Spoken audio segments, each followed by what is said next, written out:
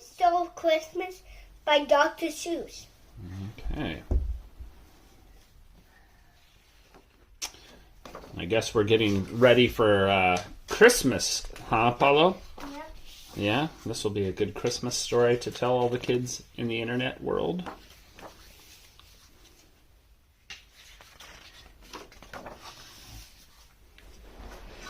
Every Who down in Whoville liked Christmas a lot. But the Grinch, who lived just north of Whoville, did not. The Grinch hated Christmas, the whole Christmas season. Now, please don't ask why. No one quite knows the reason. It could be his head wasn't screwed on just right. It could be, perhaps, that his shoes were too tight.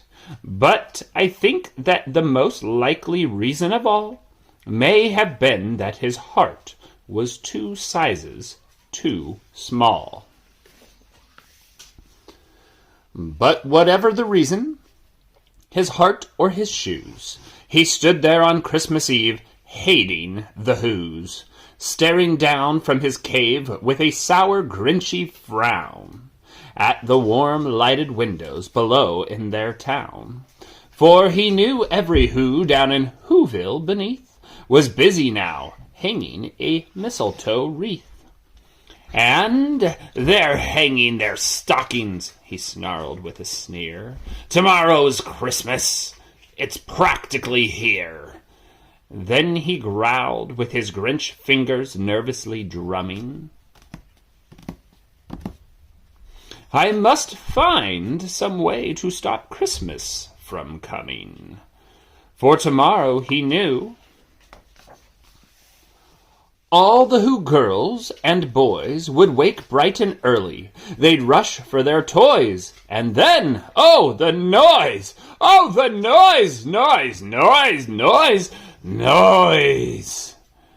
That's one thing he hated. The noise, noise, noise, noise! Then the Whos, young and old, would sit down to feast. And they'd feast, and they'd feast, and they'd feast, feast, feast, feast! They would feast on Who pudding and rare Who roast beast, which is something the Grinch couldn't stand in the least. And then they'd do something he liked least of all. Every Who down in Whoville, the tall and the small, would stand close together with Christmas bells ringing. They'd stand hand in hand, and the Whos would start singing. They'd sing, and they'd sing, and they'd sing, sing, sing, sing, sing. And the more the Grinch thought of this Who Christmas sing, the more the Grinch thought, I must stop this whole thing. Why, for 53 years I've put up with it now. I must stop this Christmas from coming. But how? Then he got an idea, an awful idea. The Grinch got a wonderful, awful idea. I know just what to do, the Grinch laughed in his throat. And he made a quick Santa Claus hat and coat. And he chuckled and clucked, what a great Grinchy trick! With this coat and this hat, I look just like Saint Nick. All I need is a reindeer. The Grinch looked around, but since reindeer are scarce, there was none to be found. Did that stop the old Grinch? No! The Grinch simply said, if I can't find a reindeer, I'll make one instead. So he called his dog Max, then he took some red thread, and he tied a big horn on the top of his head. Poor Max. Poor Max, yeah. Then he loaded some bags and some old empty sacks on a ramshackle sleigh, and he hitched up old Max. Then the Grinch said, get up! and the sleigh started down toward the homes where the Whos lay a snooze in their town. All their windows were dark, quiet snow filled the air.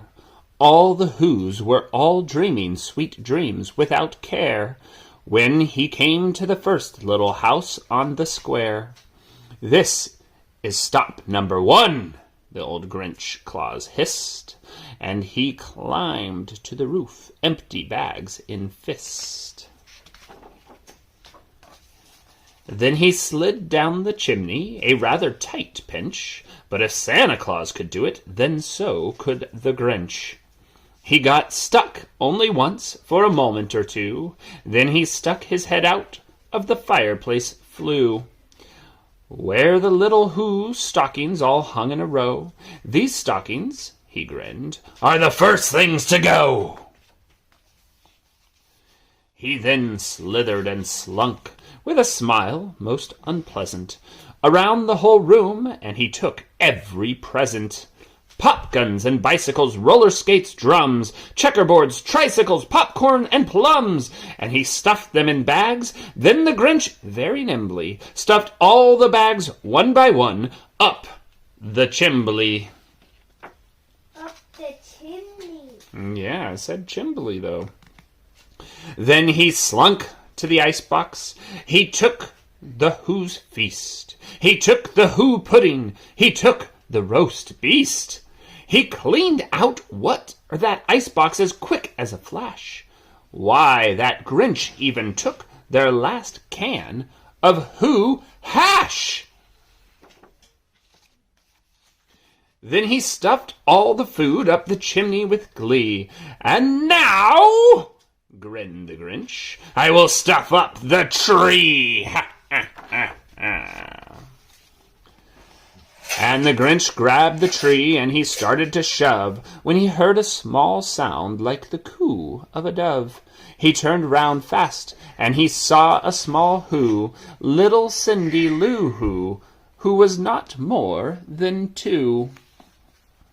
The Grinch had been caught by this tiny Who daughter, who'd got out of bed for a cup of cold water. She stared at the Grinch and said, "Santa Claus, why? Why are you taking our Christmas tree? Why?"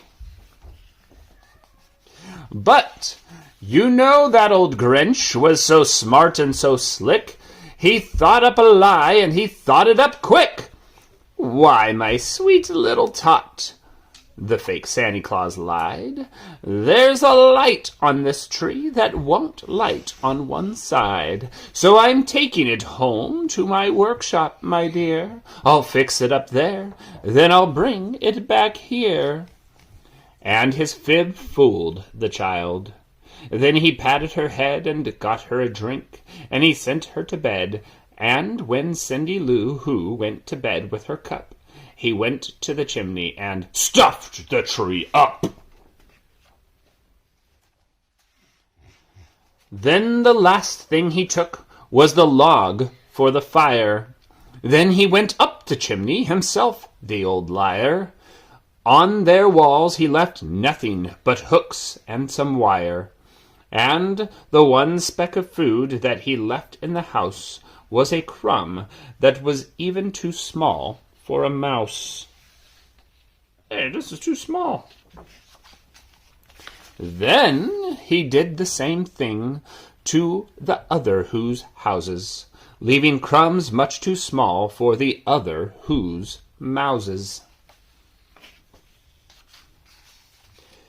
It was 1/4 dawn, all the Who's still abed, all the Who's still a snooze, when he packed up his sled. Packed it up with their presents, their ribbons, the wrappings, the tags, and the tinsel, the trimmings, the trappings. 3,000 feet up the side of Mount Crumpet, he rode with his load to the tip-top to dump it. "Pooh, pooh, to the Who's," was Grinchiously humming. "They're finding out now that no Christmas is coming." They're just waking up. I know just what they'll do. Their mouths will hang open a minute or two. Then the Who's down in Whoville will cry all boo-hoo. That's a noise, grinned the Grinch, that I simply must hear. So he paused, and the Grinch put his hand to his ear. And he did hear a sound rising over the snow. It started in low, then it started to grow. But the sound wasn't sad. Why, this sound sounded merry. It couldn't be, but it was merry. Very. He stared down at Whoville. The Grinch popped his eyes. Then he shook. What he saw was a shocking surprise. Every Who down in Whoville, the tall and the small, was singing without any presents at all. He hadn't stopped Christmas from coming. It came. Somehow or other it came just the same. And the Grinch, with his Grinch feet ice cold in the snow, stood puzzling and puzzling. How could this be so? It came without ribbons, it came without tags, it came without packages, boxes, or bags, and he puzzled 3 hours till his puzzler was sore. Then the Grinch thought of something he hadn't before. Maybe Christmas, he thought, doesn't come from a store. Maybe Christmas, perhaps, means a little bit more. And what happened then? Well, in Whoville they say that the Grinch's small heart grew 3 sizes that day. And the minute his heart didn't feel quite so tight, he whizzed with his load through the bright morning light, and he brought back the toys and the food for the feast, and he himself, the Grinch, carved the roast beef. The end. Do you think the Grinch learned something about Christmas, Apollo? Do you think he's going to change his ways? Forever? Yeah. All right. Merry Christmas, Internet. Merry Christmas. Oh, oh, oh.